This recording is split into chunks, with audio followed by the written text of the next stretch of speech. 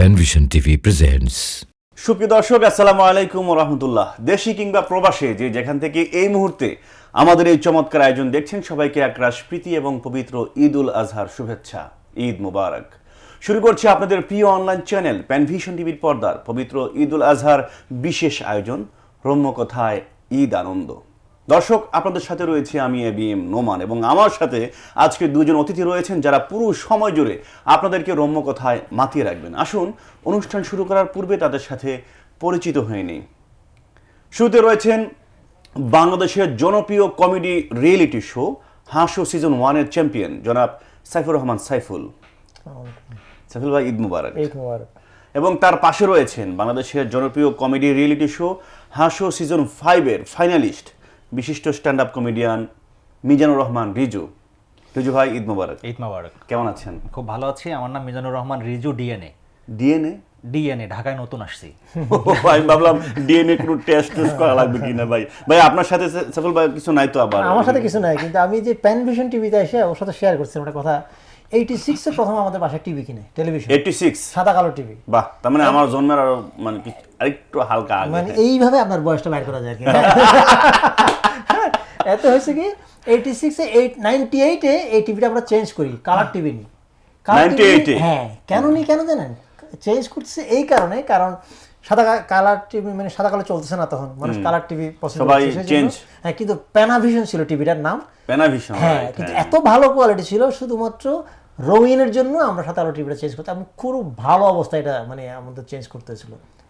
এই জন্য এসে খুব ভালো লাগছে। 86 মানে সাইফুল ভাই তখন আপনি ইন্টার পাস করছেন মানে নাকি? যেই পাস করি টিভি তো চিনি, টিভি যে সাদা কালো না রঙিন এটা তো চিনি। যাই হোক দর্শক, আজকে পুরো সময় জুড়ে আপনাদের সাথে আমরা গল্প করব, আড্ডা করব, গান করব, ফান করব। আপনারা আমাদের সাথে আশা করছি শুরু থেকে শেষ পর্যন্ত আমাদের সাথে থাকবেন। শুরুতে সাইফুল ভাই, ঈদ তো আমাদের প্রায় শেষ মাত্র হলো, আমরা ঈদ কাটালাম। ঈদ আপনার কেমন কাটলো? ঈদ নিয়ে কোনো স্মৃতি? ঈদ তো অবশ্যই ভাল লাগে, কিন্তু কেন জানি মানে বয়স যত বাড়তেছে মানে ঈদের স্মৃতিগুলি মনে হয় না আগের স্মৃতিগুলি বেশি মজার ছিল। এখন আর স্মৃতিও হয় না, কিছু এখন স্মৃতি হচ্ছে বাচ্চাদের। মজারও কিছু হয় না। যেমন সবচেয়ে খারাপ যেটা লাগে, মনে করেন আগে কিন্তু আমরা ছোটবেলায় দেখতাম যে গরুর কুরবানির চামড়া কিন্তু অনেক দামে বিক্রি করা যেত, 1,500, 2,000, 2,500, 3,000 পর্যন্ত বিক্রি করা যেত। এখন মনে করেন গরুর চামড়ার দামই দেখলাম যে কত বছর 10-12 বছর যাবত দেখলাম গরুর চামড়ার দামই বলে যেখানে 300-400 টাকা, সেখানে আমি আর ছাগলের চামড়ার দাম জিজ্ঞানো সাহস পাই না। চামড়ার দামে আর দেখলাম মনে হয় যে কয়েক বছর আগেও মনে হয় একবার সিলেট থেকে এক লোক 2 ট্রাক চামড়া নিয়ে আসছিল ঢাকা বিক্রি করার জন্য। দাম শুনে দেখে ট্রাক ভাড়াই ফালাই দিয়ে চলে গেছে। তবে অন্যান্য বিগত কয়েক বছরের তুলনায় কিন্তু এবছর একটু দামটা মানে তুলনামূলক একটু হ্যাঁ, এই তুলনামূলক ভালো মানে কি আমার যা মনে হচ্ছে কি এবার আপনার ওই যে মশলাপাতির দামও মোটামুটি কম। হ্যাঁ, আর চাউল টাউলের দামও মোটামুটি অনেক কমে আসছে। আর যেহেতু চাঁদাবাজিটা নাই এবার, এটা একটা খুবই একটা প্লাস পয়েন্ট। কিন্তু গরু ব্যাপারে যখন গরু আনে তারা কিন্তু গরুর দাম হচ্ছে চাঁদাবাজির টাকা দিতে দিতে কিন্তু দামটা বেড়ে যায়। এখানে কিন্তু এই জায়গাটাতে মনে করি আরেকটা অবজারভেশন আছে, আমার মনে হয় চামড়ার দাম এবার আরো কম হবে। কারণ এবার শুধু গরুর চামড়ার সাথে আরো অনেক কিছুর চামড়া পাওয়া যাবে, যেহেতু নির্বাচন। রাস্তায় বের হলে দেখবেন অমুকের চামড়া তুলে দেবো আমরা, অমুকের চামড়া। তার মানে গরুর চামড়ার সাথে মানুষের চামড়া। তবে এই মানুষের মানে চামড়া আসলে হয়েছে কি, মানে যেটা বাংলাদেশে এখন চলতেছে আন্দোলনের একটা মৌসুম। বিগত অনেক বছর ধরে বাংলাদেশের মানুষ রাস্তায় বেরোতে পারে নাই বা আন্দোলন করতে পারে নাই, এখন সুযোগ পাইয়া এখন মানে কিছু হয়েছে, মানে আমার বাথরুমের কলে পানি নাই, রাস্তায় নেমে আন্দোলন করি। হ্যাঁ, আর খুব ভালো লাগে কি বাংলাদেশ প্রেস ক্লাবটা এত চমৎকার একটা জায়গা। আমাদের 10 দল মিটিং করতেছে, মিছিল করতেছে, বক্তব্য রাখছে একসাথে, কার বক্তব্য কে শুনতেছে এটাই বোঝা যায় না। আর সবচেয়ে বেশি ভালো লাগে বাংলাদেশে আমার যে প্রেস ক্লাবের সামনে যে আমরণ অনশন, যেটা আমরণ অনশন আমরা ম্যাক্সিমাম দুপুর পর্যন্ত যাই। আমরণ অনশনটা ভালো লাগার মানে কারণ কি? মানে ভালো লাগার এই কারণ আমরণ পর্যন্ত যায় না, দুপুর পর্যন্ত যায়, কারণ দুপুর খানার প্যাকেট নিয়ে মারামারি এটা পণ্ড হয়ে যায়। মানে আবার আন্দোলন যে এখন হচ্ছে বা হয় সেটা আগামাথা কোনো কিছুই নেই। দেখবেন যে সেই দিন ওই ভাই প্রেস ক্লাবের কথা বলেন, পল্টনে দেখতে যাবেন মুরব্বী সিলাইতেছে মানি না একাই। আচ্ছা, সাংবাদিক জিজ্ঞেস করছে আপনি সকাল থেকে সিলাইতেছেন মানি না, আপনি কি মানেন না? কয় জানি না। আর এখানে মানে কি নিয়ে আন্দোলন করতেছে সেটাও জানে না। আর এখানে আপনি আন্দোলন করবেন, মারামারি করবেন, এটাও ডিপেন্ড করে আমরা অনেকটা সাংবাদিকের উপরে। মনে করেন আমার একটা ঘটনা আমি জানি এরকম, মনে করেন সে শুনছে এই অমুক জায়গায় মারামারি হইতেছে, গিয়ে দেখে মারামারি শেষ করে, তাহলে আমি কেমন নিউজ করবো কি আপনার, দেন আর দুটো ফুটান, বাস, আবার শুরু করবো news তৈরিটা। এখন তো বিভিন্ন আপনার দাবি দাওয়া নিয়ে এরকম এই হুমকি, এই না হলে আমি নিজে এই করব, এই না হলে এই করবো, এগুলো নিয়ে কিন্তু আসলে খুব এগুলো নিয়ে কিন্তু ইয়া করা দরকার, তাদের যে গত 17 বছরে তারা কি করছিল এই রিপোর্টটা নেওয়া দরকার। মানে এতদিন তোমরা ছিল না, এখনই তোমার দুনিয়ার দাবি দাওয়া এই সেই। মনে করেন আমাদের দেশটা মানে গত সরকার যাওয়ার পর দেশটা যে অবস্থায় ছিল, অনেক একটা স্ট্রং অবস্থায় আমরা এসে দাঁড়াইছি, কিন্তু সবাই কিন্তু নিঃসন্দেহে। ওই শ্রীলঙ্কার সাথে তুলনা করছিল যে শ্রীলঙ্কার মতো আমাদের অর্থনৈতিক অবস্থা, এখন কিন্তু আমরা ঘুরে দাঁড়াচ্ছি। শুধু তাই না, মোটা অঙ্কের বিনিয়োগ কিন্তু আসছে, যেখানে মানে ইলন মাস্কের মতো লোক বাংলাদেশে বিনিয়োগ করতেছে। যে আমরা এই যে ভালো জিনিসগুলো আসলে মনে রাখি না। আসলে আমাদের মনে হয় যে আসলে বাঙালিদের বা আমাদের এই মনে হয় ভালো আমাদের আসলে মানে আমাদের সাথে যায় না মনে হচ্ছে, এরকম মাঝে মধ্যে এরকম মনে হয়, যদি এটা ঠিক না আমাদের ভালো বলা, জিনিসটা হজম একটু কম হয়। কম হয়, মানে ভেজাল খাইতে খাইতে হয়েছে কি ভালো খেলে পেট খারাপ হয়। ওই যে ইয়াতে আমি এটা ঘটনা শেয়ার করছিলাম, মানে বউ জামাইরে বলছে তোমার কিন্তু আজকের মধ্যে আমাকে হীরের নেকলেস বানাই দিতে হবে। আজকের মধ্যে? হ্যাঁ, জামা বলছে অবশ্যই, তুমি যেহেতু বলছো তোমাকে আমি আজকের মধ্যেই রূপা দিয়ে হীরের নেকলেস বানিয়ে দিব। রূপা দিয়ে হীরের নেকলেস কিভাবে সম্ভব? এই দেশে বিল্ডিং যদি রডের পরিবর্তে বাঁশ দিয়ে হয় আর মিষ্টি কুমড়া দিয়ে যদি বেগুন হয়, তাহলে অবশ্যই রূপা দিয়ে হীরের নেকলেস সম্ভব। রডের বদলে বাঁশ, একটা জিনিস মনে পড়লো, সেটা হলো দেখবেন যে অনেক সময় বিল্ডিং ভেঙে পড়ে, হ্যাঁ হ্যাঁ, অনেক ভেঙে পড়ছে, অনেক দেখবেন যে বাংলাদেশে রডের এটা- বদলে বাঁশ। আবার চলতি পথে দেখবেন আপনি নিজেই অভিজ্ঞতার শিকার, ম্যান হলে ঢাকনা নাই, একটা বাঁশ দিয়ে এরকম মানে মানুষকে সিগন্যাল দেওয়ার জন্য একটা বাঁশ বাঁশ আছে, দিছে, হ্যাঁ। এখানে মেন হলে কিন্তু আবার দেখবেন যে রাস্তায় আপনার ব্রিজ কালভার্ট ভেঙে পড়ে যাচ্ছে, পরে দেখা যায় যে রডের বদলে বাঁশ। পরে আমি জিনিসটা নিয়ে একটু গবেষণা করলাম যে এমন কেন হলো। পরে আমি যে জিনিসটা পাইলাম, বিগত সময়ে ঢাকা উত্তর সিটি কর্পোরেশনের মেয়র ছিলেন একজন খুব ভালো মানুষ, আচ্ছা, এবং তার একটা স্লোগান ছিল, বাসযোগ্য ঢাকা রূপান্তরিত করব। তার মানে পুরা একদম মানে আসলে তিনি বাস্তবায়িত করেছেন ইয়াতে মনে করেন আমাদের আমার কালচারটা এমন হয়ে দাঁড়াইছে, যেমন গত প্রায় 17 বছরে মানে সব দলে কিন্তু থাকে, কেউ ভালো কেউ খারাপ করে, কিন্তু গত 17 বছর সবচেয়ে যে খারাপ দিকটা হয়েছে এটা হয়েছে কি আপনার নির্বাচন কেন্দ্রে যাওয়ার প্রতি মানুষের আস্থাটাই নষ্ট হয়ে গেছে। মানে আপনি জাল ভোট দেখানোর জন্য তো কিছু ভোটার দরকার, এই ভোটারও তো আপনি নিতে পারতেছেন না। মানে খারাপ মানুষ করে, কিন্তু করতে করতে এমন অবস্থায় চলে গেছে যে মানুষ আর কেন্দ্রে যাওয়াই বন্ধ হয়ে গেছে। কিছু সফলতা আছে, কিন্তু এর মধ্যেও কিন্তু কিছু কিছু টেকনিক মানুষকে অ্যাপ্লাই করে, যে মনে করেন সারা জীবনভর ভোট দিয়ে আসছে, হোক একটা ভোট, কিন্তু কোনো না কোনো বুদ্ধি অ্যাপ্লাই করে আপনাকে ভোট দিতে যেতে হবে। ধরেন আওয়ামী লীগ ক্ষমতায়, আপনি করেন বিএনপি অথবা জামাত অথবা অন্য পার্টি, সেক্ষেত্রে আপনি কিভাবে ভোট কেন্দ্রে যাবেন? কিভাবে? আপনি যেই পার্টিতে ভোট দেন, কিন্তু গান গাইতে গাইতে যেতে হবে আওয়ামী লীগের গানটা। এই সময়টাতে অনেকেই কিন্তু এটা করছে। ভাই আপনিও আমার সাথে একমত হবেন যে দেখবেন বিরোধী পার্টিগুলো মুখ খুলতে পারে নাই, কথা বলতে পারে নাই, ইভেন মানে নিজের দলের লোকও কিন্তু কথা বলে নাই 10-12 বছর। এ স্বয়ং প্রমাণ দেখেন পুরান ঢাকার হাজী সেলিম।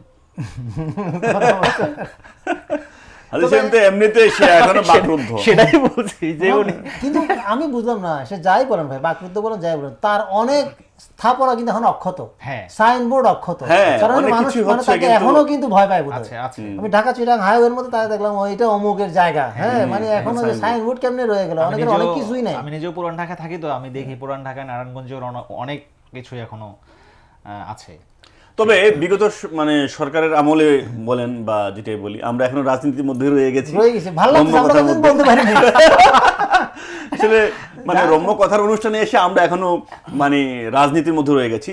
তবে একটা জিনিস কিন্তু মানে বিগত সরকার যারা ছিলেন তারা সফল, কারণ হচ্ছে যে অনেক মানে এই ভোট কেন্দ্রে আপনারা নিজেরা যেতে পারেন না তো কি হচ্ছে, অনেক মরা মানুষ কিন্তু এসে ভোট দিচ্ছে। এই একটা অর্জন কিন্তু আমাদের স্বীকার করতে হবে। আপনি রাজনীতির কথা বললেন, আমরা রাজনীতি নিয়ে কথা বলছি, আসলে আমরা রাজনীতি নিয়ে কথা বলছি না, আমরা যে কমেডি নিয়ে কথা বলছি, বরং তাদেরকে স্মরণ করে। কত শত কমেডিয়ান ছিল আপনি একবার ভাবেন, যে যারা আমাদের প্রতিনিয়ত হাসায়। মানে আসলে এই যে কমেডিয়ানরা আমাদের দেশের, তাদের কিন্তু আসলে কোনো খাওয়া ছিল না, কারণ প্রতিনিয়ত রাজনীতিবিদরা যে পরিমাণ খেলা হবে, খেলবো, খেলা হবে, এই যে বাহারি ধরনের যে বক্তব্য, মানে সকালে একটা বিকেলে একটা দুপুরে একটা, আর কি মানে আমরা যারা কমেডিয়ান বা যারা এখানে যারা আছেন সবাই কিন্তু আসলে মানে চতুর্দিকে মানে দেখেই কিন্তু ওইটা অনুকরণ করেন, বা ওই ঘটনাগুলো কিন্তু আমাদের এগুলো নিয়ে নতুন নতুন কন্টেন্ট তৈরি হয়। কন্টেন্ট কি তৈরি হবে প্রতিদিন, যে কন্টেন্ট টেলিভিশনে লাইভ টেলিকাস্ট হচ্ছে, আমরাই হাসি, ওদের হাসি দেখতে আমরা আমাদের জায়গা মনে হয় খাইয়েই নিল আমাদের জায়গাটা। তবে এখন যারা প্রাণ খুলে, ভাই বললো যে মন খুলে কথা বলতে পারি, আমি আবার অনেক ক্ষেত্রে পারছি না এই কারণে যে আমার এক বড় বোন ছিল, আমি বিভিন্ন সময় ঈদের সময় তার কাছ থেকে আবদার করতাম, যেমন ফোন দিয়ে বলতাম আপা আপা আমার এইটা লাগবে এটা লাগবে, কিন্তু এই মানে কিছুদিন থেকে তাকে এখন আপা আপা বললে সে রাগ করে, খবরদার আপা বল। এখন তো মানে আপা আপা আপা জি আপা আপা আপা মানে এই আপা ওই যে আপনি যেটা বলেন না ভোটের, এরকম এক 80 বছরের বুড়া ভোট কেন্দ্রে যায় বলছে যে এরকম অমুক কি ভোট দিয়ে গেছে, হ্যাঁ উনি তো একটু আগে গেছে, উনি আপনার কি হয়, আমার ওয়াইফ, হ্যাঁ আর একটু আগে আইলে মনে দেখা পাইতাম, কেন এই কথা বলছেন, ওনার সাথে কি আপনার যোগাযোগ হয় না, মারা গেছে তো 10 বছর আগে, কিন্তু প্রতিবার দিয়ে ভোট দেওয়া যায় এসে। সেই সুযোগটা মানুষের ছিল। যেমন আরো কিছু কিছু জিনিস আমাদের দেশের কালচারটা এমন হয়ে গেছে, মানে তরমুজের ভিতরের রং কি, লাল লাল, বাইরের রং সবুজ, সবুজ, তারপরেও কিন্তু তরমুজ আমাদের জাতীয় ফল না। আমাদের জাতীয় ফল কি, কাঁঠাল, কারণ কাঁঠাল খেতে তেল লাগে, আর এই দেশে তেল ছাড়া কিছুই সম্ভব না। হ্যাঁ, সব জায়গায় তেল। শুধু তাই না, আমি মনে করেন কর্মচারী আর সরকারি কর্মচারীর মধ্যে তফাৎ কোথায়? কোথায়? কাজ করতে করতে যার জ্বর চলে আসে সে হলো কর্মচারী, আর কাজ দেখলে যার জ্বর চলে আসে সে হলো সরকারি কর্মচারী। আমাদের কালচারটা এমন হয়ে গেছে, মানে আপনি এত ব্যস্ত, অথচ আপনি প্রাইভেট যে কোনো কোম্পানিতে যান, প্রাইভেট ব্যাংকে যান, তাদের সার্ভিস কত ভালো। সরকারি আপনি ব্যাংকে গিয়ে দেখেন মাঝে মাঝে মনে হয় ফাইলটা, ভাই এই যে ফাইলটা নিয়ে আসেন তো, আর একটু ঝাইরা আনেন না, মনে করেন আপনারা দিয়ে কাজ করায় আনবে। আর আপনি ওই যে একটু চেয়ে একটু, যেমন আমি মনে করেন এখন যেহেতু বলার সময় বলতেছি, আমি যেহেতু বাংলাদেশ ব্যাংকের কাছেই থাকি, এরা মনে করেন অফিস করতে আসবেও, আসতে বাংলা করে আসতেও আধা ঘন্টা লেট করবে, তারপর এসে তারা চা খাইতে বাইরে, ওখানে আধা ঘন্টা, 12:30 আবার নামাজের জন্য বাইরে, 12:30 মানে আধা ঘন্টা আগে, হ্যাঁ আধা না 3টা বাজে বাইরে আবার বাজার করার জন্য, বাজার করার জন্য 4:30 বাজে বাইরে আবার বাংলাদেশের জায়গা রাখার জন্য, বাজার যায়।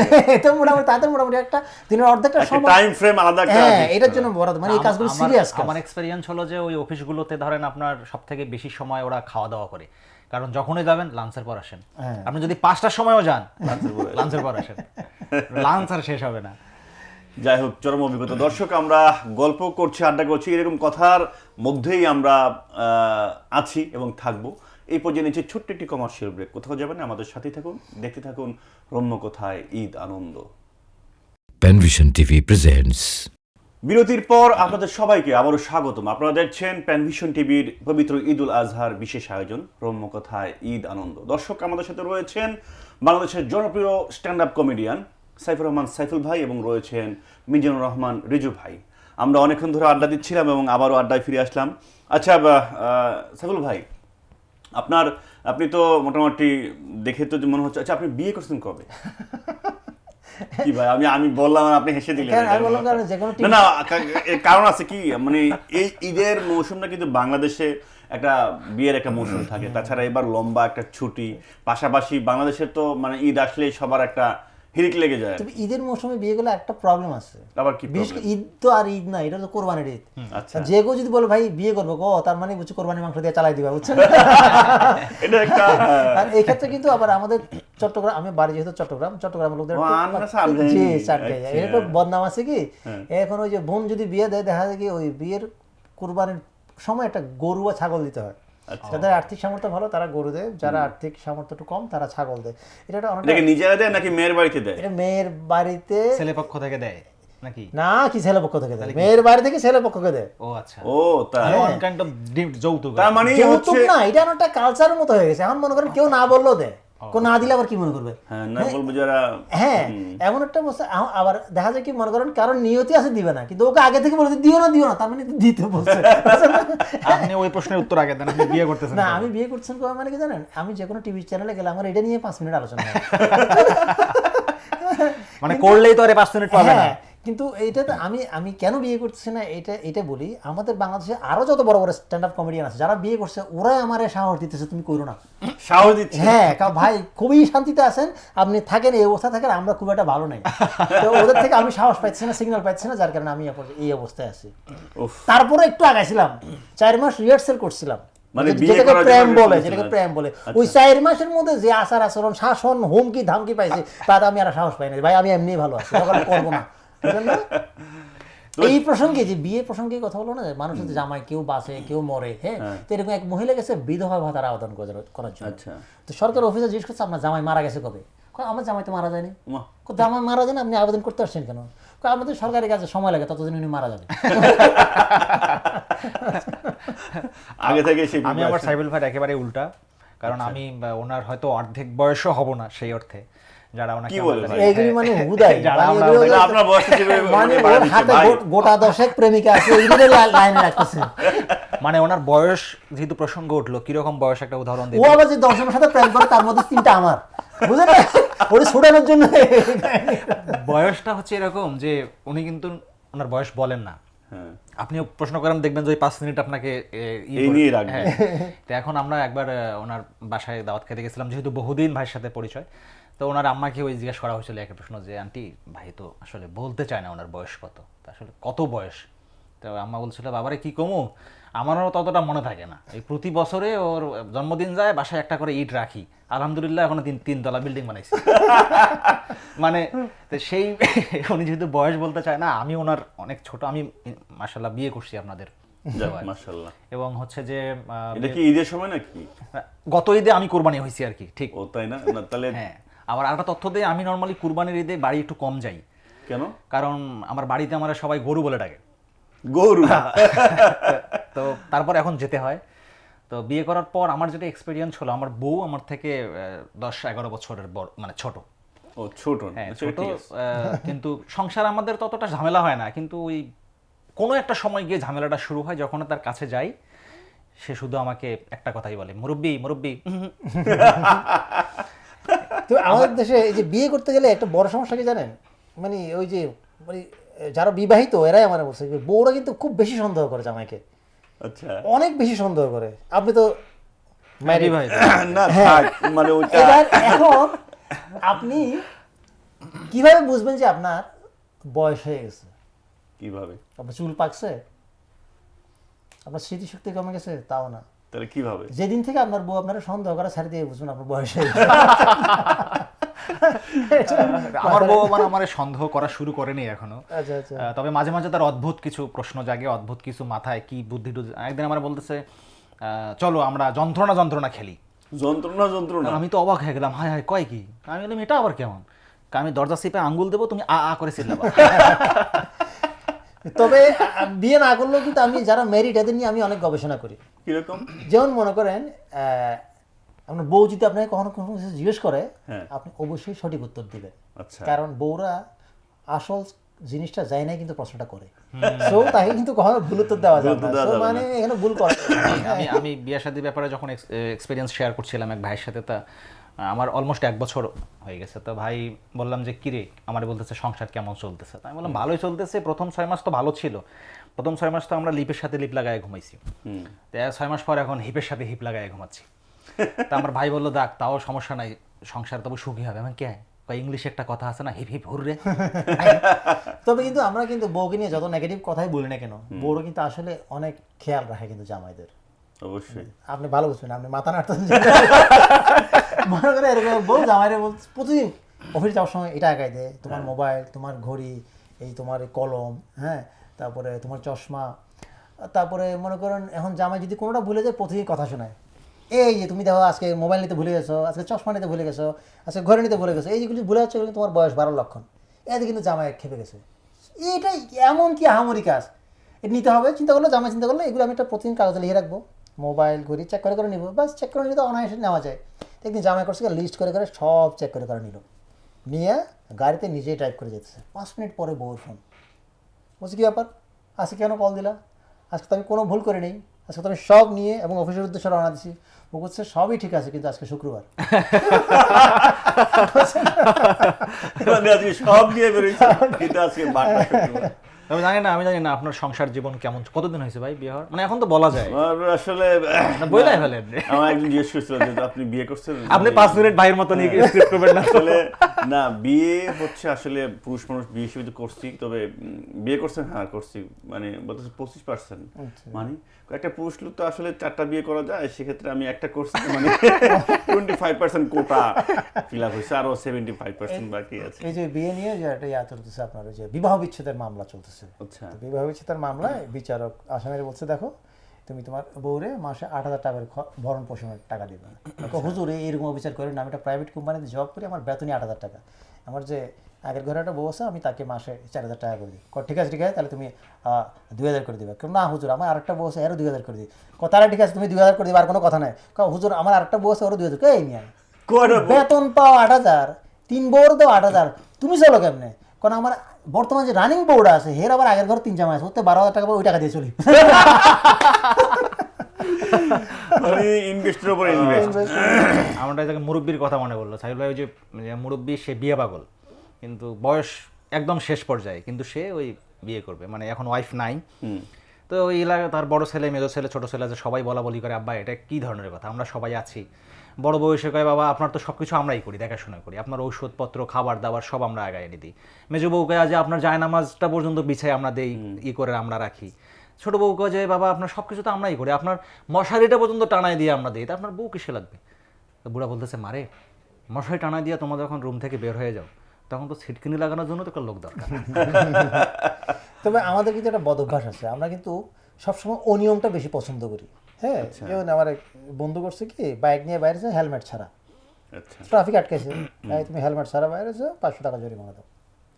তো ও চিন্তা করলো একটু আপোষ টাপোষ করা যায় কিনা, কোনো রকমে 200 টাকা ম্যানেজ করা যায় কিনা। হ্যাঁ, ঠিক আছে 200 টাকা রাজি হয়েছে। কাছে ঠিক আছে আপনার তো আমি 200 টাকা দিয়ে ম্যানেজ করলাম, সামনের মোড়ে যদি আমাকে আবার ধরে তাহলে আমি কী করবো? তাহলে বলবেন যে আগের মোড়ে জুস খাইছে। তো ও গেল সামনে মোড়ে, ঠিকই ধরছে, তাই হেলমেট কই আগের মোড়ে জুস খাইছে, ছাড়ি দিছে। এইটা ওর মাথায় ক্লিক করলো, আর সারা তো ভালো বুদ্ধি, প্রতিদিন বাইক হেলমেট ছাড়া বাইরে, আর বলবো যে আগের মোড়ে জুস খাইছে। ঠিকই আরেকদিন বাইরে হেলমেট ছাড়া এরকম যথারীতি ধরছে, কাই হেলমেট কই, আগের মোড়ে জুস খাইছে। এক থাপ্পড় হালা, ওই দিনের কোর্ট ছিল জুস, আজকের কোর্ট হলো আপেল। ভাইয়ের এই কথা শুনে ভাই আপনাকে একটা প্রশ্ন করি। আপনি দেখবেন যে মানে নেতারা যারা, তারা এই মোবাইল আর মানি ব্যাগ হাতে নিয়ে ঘোরাঘুরি করে কেন?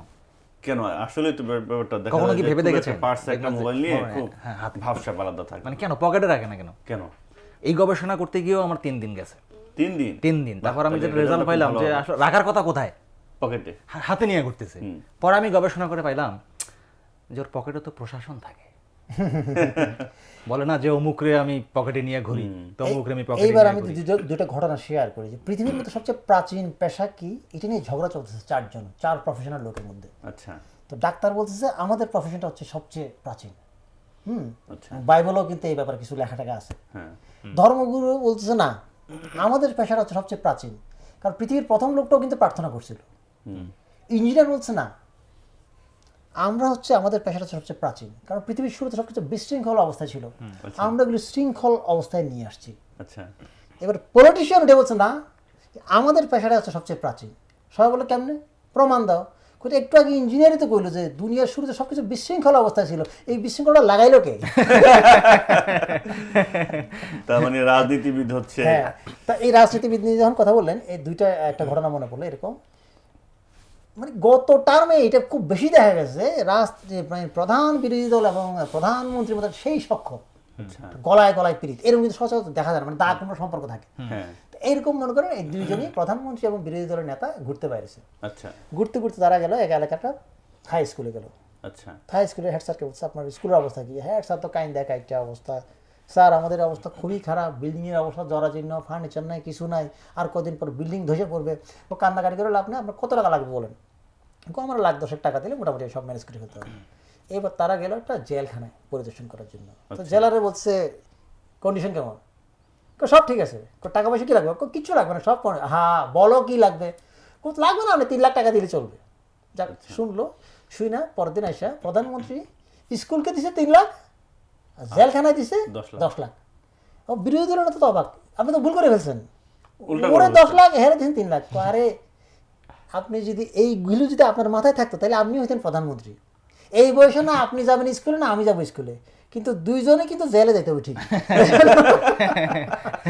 এই জন্য আগেই ওই জায়গায় এই যে কথা প্রসঙ্গে যখন উঠলো, অনেক কথা কিন্তু আমরা এতদিন বলতে পারিনি, হুম অনেক কিছু কিন্তু ভুল আছে কিন্তু আমরা খেয়ালও করি না, ধরাই দিই নাই, ধরাই দিল আর শালা এই তো মনে করি মানে কথায় কথায় তো দিলেই স্বাধীনতা ভিতরে। হ্যাঁ। যেমন আমরা সবাই কি করি, শহীদ মিনারে সবাই পুষ্পস্তবক অর্পণ করি। আচ্ছা এই শহীদ মিনার, শহীদ হচ্ছে আরবি শব্দ, আচ্ছা মিনার ফার্সি শব্দ, পুষ্প সংস্কৃত শব্দ, আর এই তিনটা বিদেশি শব্দকে বাংলা ভাষা হিসেবে যে মেনে নিচ্ছে যে প্রতিষ্ঠান, এই বাংলা একাডেমির একাডেমি আবার ইংরেজি শব্দ। তো এতগুলি বিদেশি শব্দের ভিড়ে মাঝে মাঝে আমরা দুই একটা ইংরেজি শব্দ বলতে কমফোর্ট ফিল করি, এটা কারো সহ্য হয় না। কই মিয়া ইংরেজি মারা কেন, কমফোর্ট বলো কেন, আরাম বলতে পারো না, আরাম আবার ফার্সি শব্দ, কি মুসিবত দেখেন, মুসিবত আবার আরবি শব্দ। মানে আমরা আমাদের মধ্যে নাই, আরো শঙ্কর জাতি ভাইয়া, আঙ্গ ভাষা হলো শঙ্কর ভাষা। ভাইয়ের ওই যে জেলখানার থেকে আমার একটা মনে পড়লো যে আমার এক খালু আছে, তো এই খালাম্মা দুজনেই বয়স্ক, এই খালাম্মাকে 25 বছরের জেল দিছে। তো এই বিচারক জিজ্ঞেস করলো কি ব্যাপার, আপনি আপনার হাজব্যান্ডরে কোপ মারছেন কে? কয় কি কমু স্যার, মুই তো মোর স্বামীর সব কথাই হনি, মোর স্বামী মোরে কইছে যে সোনা বন্ধু তুই আমারে ভোতা দাও দিয়ে কাটিয়া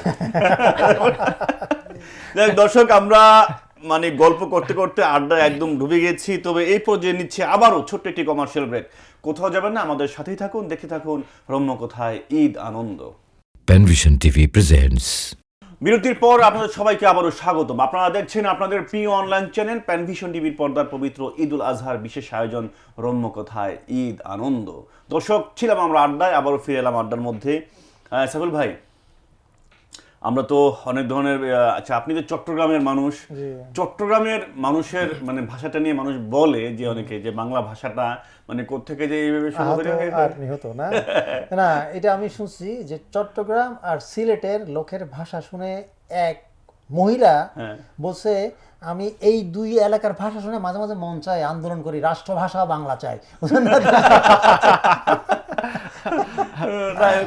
মানে আমাদের আবার একটা সুবিধা আছে, অ্যাডভান্টেজ আছে, যেহেতু আমি কিন্তু চট্টগ্রামে ছিলাম, আমি পাহাড়িদের সাথে লেখাপড়া করছি, পাহাড়িরা কিন্তু অনেকটা চাটগাঁই ভাষায় কথা বলে, ভাষাটা কিন্তু মিক্স আছে ওদের সাথে, তার কারণে ওদের কথা আমরা বুঝতে পারি অনেকটা। একবার মজার কাহিনী এসে, ফুটবল খেলা হচ্ছে আমাদের সাথে চাকমাদের সাথে, আচ্ছা, তো ওদের সাথে এলাকায় গিয়ে আলাদা, হ্যাঁ ওদের ভাষা আলাদা। এখন মনে করেন কোডে কথাবার্তা হইতেছে, গোপন কথাবার্তা হইতেছে, এখন ওরা কি বলছে আমরা বুঝতেছি না, কিন্তু আমরা কি বলছি ওরাও বোঝা শুরু করছে। এখন চিন্তা করলাম কিছু একটা বুদ্ধি অ্যাপ্লাই করা দরকার যাতে আমাদের কথা ওরা না বুঝে, তখন আমরা চিন্তা করলাম যে আমরা কথা বলবো বাংলা ভাষাকে উল্টা। যেমন আমাকে সাইফুল, আমাকে একটা লফুইছে, কি রে ওরা বুঝতেছে না কাহিনী, কারে কি বলতেছে, এত এটা কোন ভাষা, এটা তো আমরাও শুনি না কখনো। ভাই যে উল্টা কথা বললো না, আমার ইনস্ট্যান্ট মনে পড়লো যে আসলে মানে অনেক সময় আমরা কথা বলতে বলতে উল্টা করে ফেলি। আমার একটা সময় আপনার মতনই গান নিয়ে অনেক সময় চর্চা হচ্ছিল, তো করতে করতে আমি দেখলাম যে কথা মানুষ উল্টায় বলে, গান অনেক সময় উল্টা উল্টি করে দিলে কীরকম হয়। যেমন ধরেন একটা গানকে, যেটা এই মুহূর্তে মনে পড়ছে, মৃত্যুর মরণে বজি না ভোবা রয়েদরি রখে সুলাদো কে জেনে মিয়া তেলি ভুরি পা কে মা তো নাবে জ্বালাভ মৃত্যুর মরণে বজি না ভোবা রয়েদরি রখে সুলাদো। কোন ভাষার গান ভাই? ওই যে সাইফুল কি লাফুজ্জা, ওটা হচ্ছে তুমি মোর জীবনের ভাবনা, ওইটা হয়েছে মৃত্যুর মরণে বজি না ভোবা। এই ওর গান শুনে আমার মনে পড়লো এরকম স্টেজের গান গাইছে এইরকম একজন শিল্পী, হ্যাঁ এই শিল্পী গান শুনে মনে হচ্ছে এখন এক দর্শক কইতেছে, পাশের জনরে বলতেছে মানে গলা তো না, মানে সুর তো না, মনে হয় গলায় পোষ দিতেছে, দেখেন এটা আমার মেয়ে, ও সরি আমি বুঝতে পারি নাই, না না গলা ঠিকই আছে, আসলে যে সুরটা করছে এগুলো তো জঘন্য, দেখেন ওটা আমি করছি, ও সরি আমি বুঝতে পারি না, আপনি ওর বাবা, সরি আমি ওর মা। আসলে কিছু কিছু মহিলাদের কিন্তু পোশাক বোঝার উপায় নাই যে এটা কি মা না বাবা, হ্যাঁ মা না বাবা। গানের এই করতে গিয়ে আমি মানে আপনি বললেন না যে গানের এইরকমটা, আমি গবেষণা করে একটা সঙ্গীত আবিষ্কার করে ফেলছি। সঙ্গীত অনেকে যেমন বলে না যে লালন সঙ্গীত, নজরুল সঙ্গীত, আমার সঙ্গীতের নাম হয়েছে গোগো সঙ্গীত। গোগো? হ্যাঁ। এটা আবার কি ধরনের? গোগো সঙ্গীত আপনি শোনেন নাই? এ তো পপুলার। ওই যে বলেছিলি গো ভালোবাসি গো, ও মানে আজ কেন গো এমনও হলো, মানে খালি গো লাগালে সবগুলো। আপনাকে একটা তথ্য দিই, সেটা হলো বাংলাদেশি কোন শিল্পী চায়না ভাষায় গান গেয়েছে, এটা জানেন? না। জানেন না? আমাদের হৃদয় খান। ও চায়না হ্যাঁ। তুমি অন্য তুমি তো আমারই জানো না চায়না চায়না। গুড। এটা কিন্তু আসলে এটা অনেক বড় একটা গবেষণা বিষয়, অনেক গবেষণা না করলে বিষয়টা বেরি হইতো না। হ্যাঁ, আমি ছোটবেলায় যখন গান শিখতে আপনার গেছিলাম, গাওয়ার ধরন দেখে আমার মনে হচ্ছে এটা আপনার সকালবেলা ঘুমোতে ওঠার পর পায়খানা করার আগে দিয়ে গাইলে মনে করেন আপনার 2 কাজে দিবে। আপনি নিশ্চয়ই সিগারেট খান না, আপনাকে দেখে মনে হচ্ছে। আপনার জন্য এটা একদম পারফেক্ট একেবারে।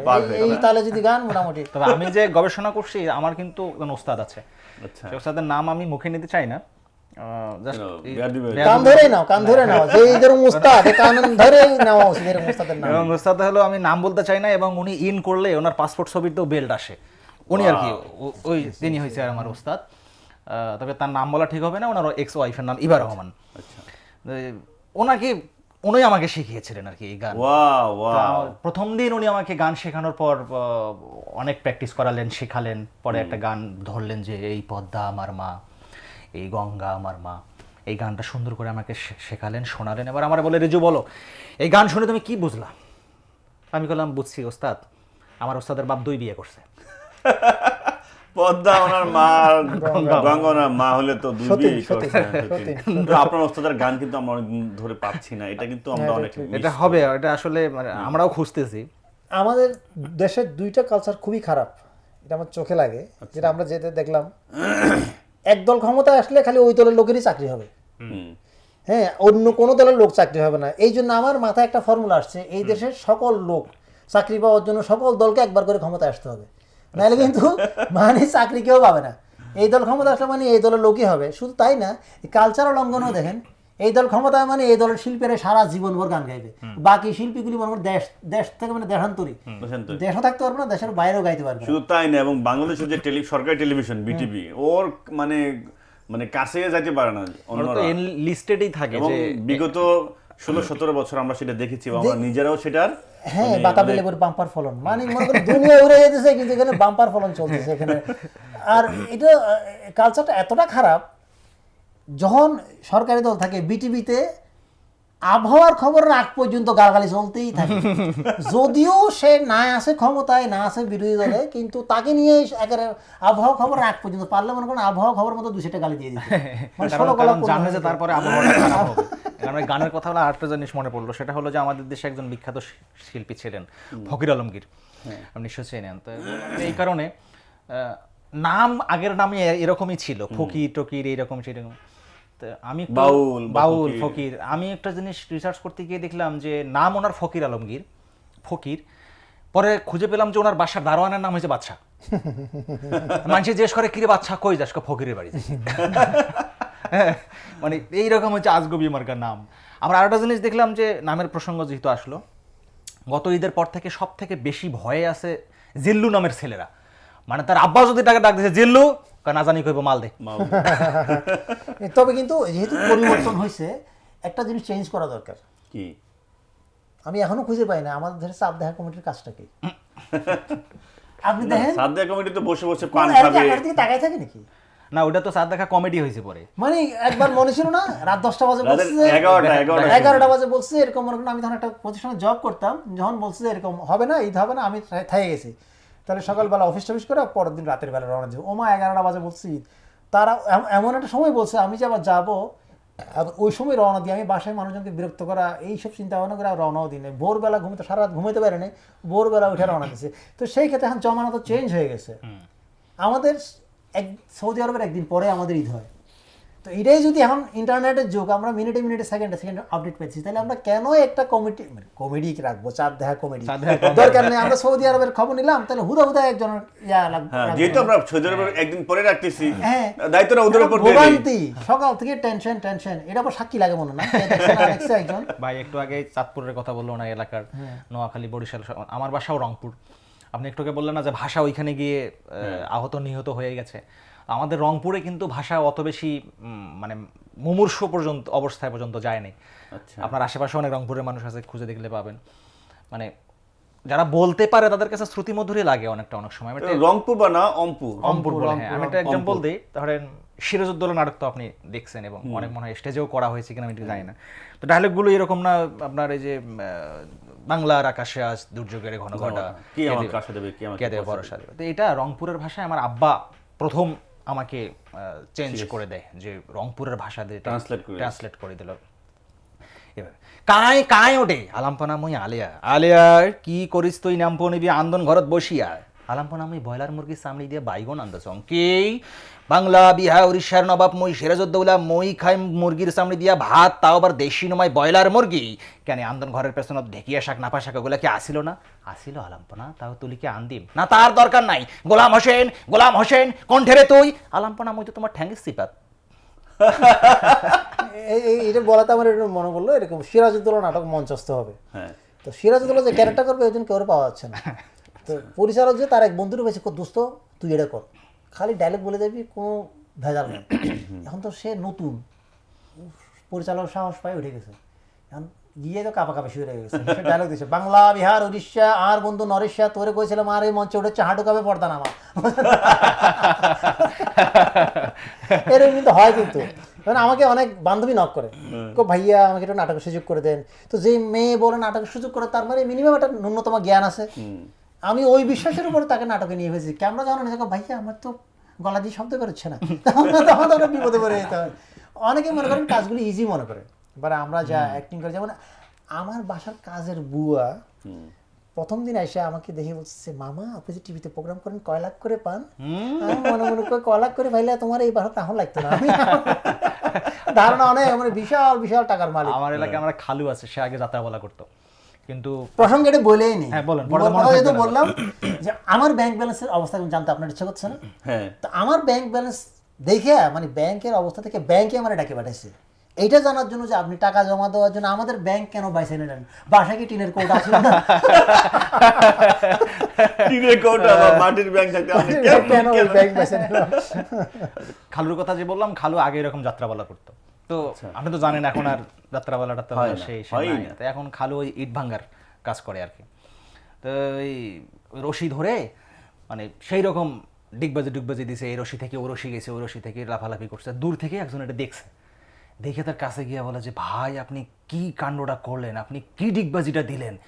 আমি ভাই আপনার 500 টাকাটা দেবো, 500 টাকা দিচ্ছি, আমি একটা ভিডিও করবো, ঠিক সেম ডিগবাজিটা আপনি আরেকবার দেন। খালু টাকা নিয়ে ওর মুখের উপর সরে মারছে 500 টাকা। তুই বেটা 5 লাখ টাকা দিল, আমি আর আগের জায়গায় বাড়ি মারতে পারবো না। ওই যে এরকম ইট ভাঙানোর মেশিন আছে না, এক লোক কাজ করে, তার তো কিউরিসিটি তার মধ্যে আছে, এত শব্দ যে কাজ করেন আমরা বিরক্ত লাগে না? আমার বউর সিলানের কাছে শব্দ কিছুই না।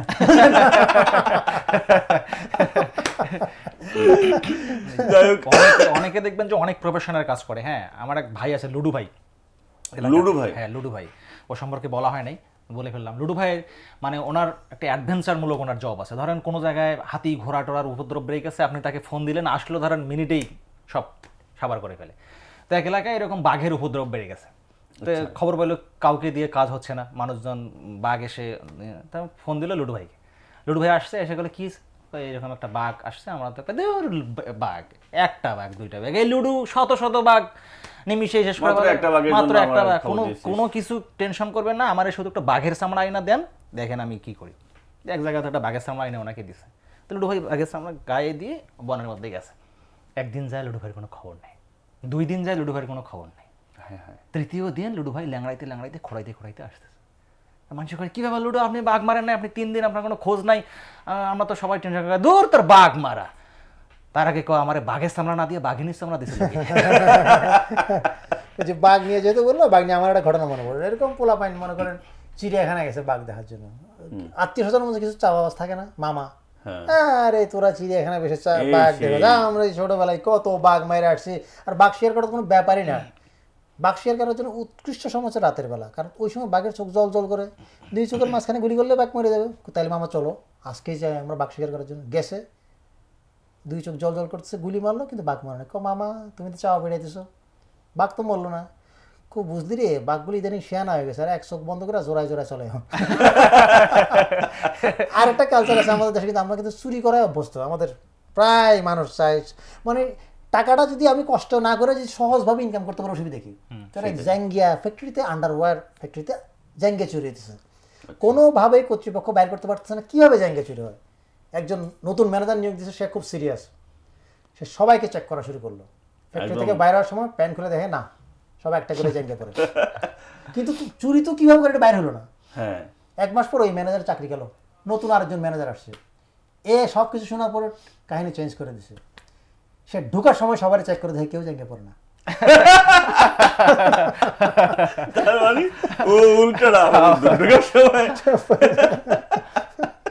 তাই দর্শক, দেখতে দেখতে আমরা চলে এসেছি অনুষ্ঠানের একেবারে শেষ পর্যায়ে। বুঝতে পারছেন সময় হলে বিদায় নেবার। আজকে আমরা শুরু থেকে এখন পর্যন্ত কথার ছলে আসলে যে মানুষকে কথা দিয়ে হাসানো যায়, এটা কিন্তু আসলে সবাই পারে না। আজকে আমরা যে দুইজন অতিথিকে নিয়ে এসেছি, তারা কথা দিয়ে মানুষকে ধরে রাখেন, মানুষকে আনন্দ দেন, এবং এই আনন্দ দেওয়ার মানুষগুলো কিন্তু আমাদের সমাজে কম। আমরা চতুর্দিকে আমাদের যা ঘটে সেখানে শুধু হতাশা এবং শুধুই কি বলবো মানে নিরাশা, এর মধ্যে একটু হাসার জন্য আমাদের আজকের এই অনুষ্ঠান, আমাদের এই প্রয়াস। তো আজকে আমাদের দুজন অতিথি ছিলেন আমাদের সাইফুর রহমান সাইফুল ভাই এবং রয়েছেন আমাদের মিজানুর রহমান রিজু ভাই। দুজনকে আমাদের প্যানভিশন টিভির পক্ষ থেকে অনেক ধন্যবাদ। আপনারা ঈদের মধ্যে শত ব্যস্ততার মাঝেও আমাদেরকে সময় দিয়েছেন। আমাদের দর্শকদের উদ্দেশ্যে ছোট্ট করে কিছু কথা। প্যান ভিশন টিভিতে আমি আগেও আসছিলাম, আবার আমাকে আমন্ত্রণ জানাতে আমি অনেক খুশি, ভালো লাগছে। প্যান ভিশন দর্শকদেরকে ঈদের শুভেচ্ছা, ইনশাল্লাহ ভবিষ্যতে আবার দেখা হবে। ইনশাআল্লাহ, অনেক ধন্যবাদ। থ্যাংক ইউ ভাই, আপনি ডেকেছেন এবং একটু আগে বললেন যে আমরা মানুষকে হাসাই ট্রাই করি। আপনি নিজেও আমাদের সহযাত্রী। তবে যেতে যেতে এতটুকুই বলতে পারি যে মানুষকে হাসাইতে গিয়ে আমাদের কখনো মস্তিষ্ক খরচ হয়, কখনো রক্ত খরচ হয়, কখনো বা খরচ হয় আমাদের শরীরের ঘাম। তবে কথা দিচ্ছি, আজ হোক কিংবা আগামীকাল ফের মিলেঙ্গে হাম। অনেক ধন্যবাদ আমাদের রিজু ভাই এবং সাইফুল ভাই। দর্শক, আমরা অনুষ্ঠানের একেবারে শেষ পর্যায়ে চলে আসছি প্যানভিশন টিভির এই আয়োজনে। আপনারা যারা শুরু থেকে এখন পর্যন্ত আমাদের সাথে আছেন, সবাইকে আবারও পবিত্র ঈদুল আজহার শুভেচ্ছা জানিয়ে আমাদের আজকের অনুষ্ঠান আমরা এখানে শেষ করছি। সবাই ভালো থাকুন, সুস্থ থাকুন, থাকুন প্যানভিশন টিভির সাথে। আল্লাহ হাফেজ।